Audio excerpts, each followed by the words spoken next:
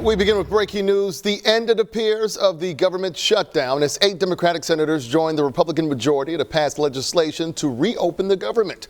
You're looking live at the U.S. Capitol inside, where just about 90 minutes ago, all Republican senators, minus Rand Paul of Kentucky, were joined by the 8 Democrats for a 60-40 vote in favor of that bill.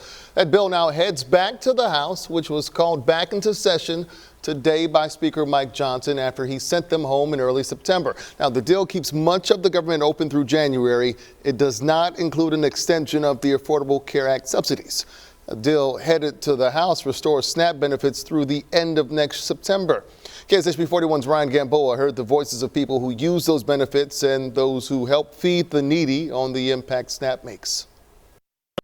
As Congress inches closer to reopening the federal government, there's still a lot at stake for people utilizing government food programs and when that next disbursement will be released. I'm Ryan Gamboa, and I'm following up with local food banks to better understand what they're doing to fill the gap in feeding the hungry. College students Bridget and Tim know there's plenty of mouths left to feed. So it's just really hard to watch what other people are going through. It's why they donated food to harvesters on Monday, a similar scene we've seen across the area throughout a 40-day government shutdown. You know, I grew up on the system, so I understand firsthand, the importance of a food bank. The news has been incredibly fast around this topic. And feeding your neighbor is just as fluid, according to Elizabeth Kieber, following Monday night's developments in the Senate and Supreme Court rulings on the SNAP program.